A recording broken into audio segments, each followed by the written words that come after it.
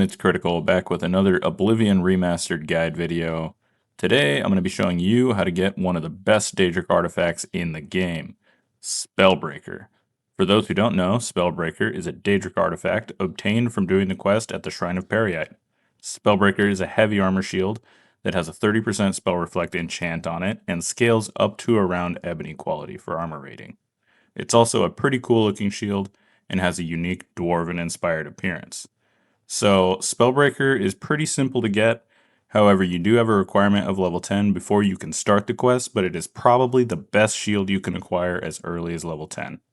So let's get into it. Starting off, you're going to head to the Shrine of Periite right here on your map. Once you're here, you'll notice the followers of Periite are standing completely still in a circle in front of the shrine. Interact with the Shrine of Periite, and Periite is going to explain that they foolishly tried to perform a ritual to summon him, and that their souls were trapped in a plane of oblivion in the process. He then asks you to travel to the plane of oblivion to free them. He asks you to speak with them again once you are ready to head into oblivion to find their lost souls. Once you're ready, interact with the shrine again to go to the plane of oblivion. Once you're inside, this is pretty much just like any other Oblivion gate, except you don't need to grab the sigil stone at the end. Simply progress your way through the plane and find each soul. There will be markers for all of them on your compass.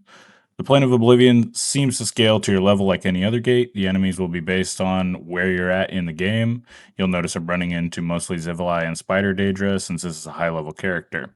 I did notice there's a good amount of enemy density though inside this plane of Oblivion, so maybe watch out for that.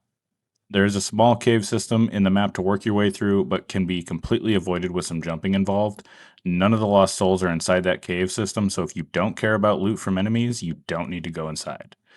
Go ahead and get all the souls you need. Once you've done that, your quest will update, letting you know Periite was supposed to open a portal for you to get back, and that you should head back to where you came in at. Go ahead and take that portal and head on back. Now that you've returned to the mortal realm again, simply speak to Periite one more time and he will reward you with Spellbreaker. It's a pretty straightforward quest that you can do relatively early in the game, and like I mentioned before, this is one of the best shields you can get in the game, and probably the absolute best shield you can pick up at level 10, considering you're strong enough to fight a good amount of Dremora at your level scale. And another great thing to note is that unlike in Skyrim, you don't need to be actively blocking for Spellbreaker's enchantment to be active. It simply adds a passive 30% spell reflection to your character. Thanks for watching, everybody, and I'll see you in the next one.